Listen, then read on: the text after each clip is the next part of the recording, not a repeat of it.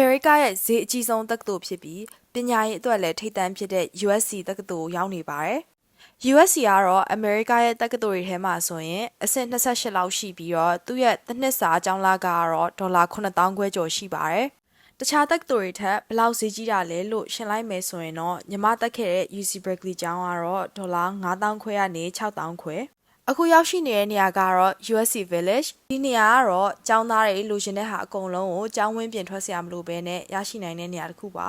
Sephora အလှကုန်ပစ္စည်းဆိုင်တောင်ရှိရယ်ပြီးတော့ Starbucks Coffee ဆိုင်လည်းရှိရယ်ညီမအရန်ကြိုက်တဲ့နာမည်ကြီး Kava ဆိုတဲ့စားတောက်ဆိုင်ချိန်လည်းရှိရယ်ဒါကတော့လက်သေးတွေခြေသေးတွေလောက်တဲ့ nail bar အမေရိကမှာဘယ်နေရာသွားကျောင်းကဘယ်လောက်ဈေးကြီးကြီးအင်ဂျီယာမဲ့တွေကတော့ရှိပါတယ်ကျောင်းရဲ့အပြင်ပတ်ဝန်းကျင်ရက်ကွက်ကတော့အနေနဲ့တော်များတယ်အခုတွေ့ရတဲ့ supermarket ချိန်တွေကတော့ Target ပြီးတော့ Trader Joe's ဒါလေးကတော့တခြား college campus တွေမှာလည်းရှိရဲ့ Amazon Locker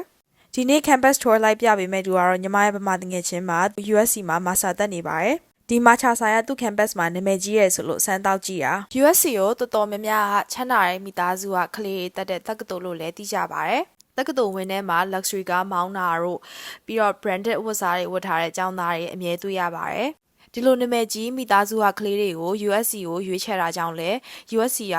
social network ကြီးတဲ့ elite တက္ကသိုလ်တစ်ခုလို့လည်းပြောကြတယ် USC တက္ကသိုလ်ရဲ့ mascot သင်္ကေတကတော့ Trojan အရှိမတွေ့ရတာကတော့ Tommy Trojan ဆိုတဲ့ USC ရဲ့အရေးပါတဲ့ရုပ်ထုတစ်ခုဖြစ်ပြီးစွမ်းအားရေမှန်းချက်နဲ့ကျောင်းသားတွေရဲ့အနာဂတ်အိမ်မက်တွေကို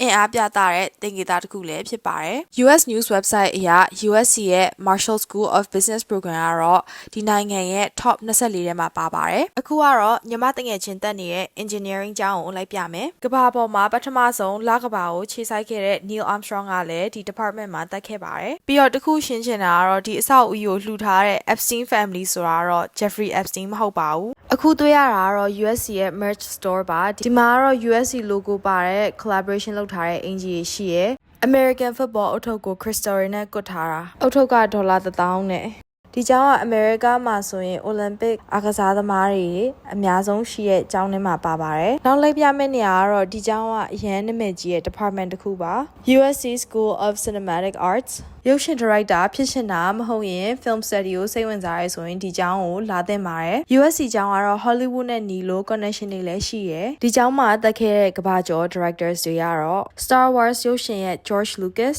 Apollo 13ရဲ့ Ron Howard Grey's Anatomy series ရဲ့ Shonda Rhimes ဒီကျောင်းကထွက်တဲ့နာမည်ကြီးရုပ်ရှင် director တွေလည်းအများကြီးထပ်ရှိပါသေးတယ်ညီမရဲ့ University of Southern California tour ကိုကြည့်ပေးလို့ကျေးဇူးအများကြီးတင်ပါတယ်ရှင်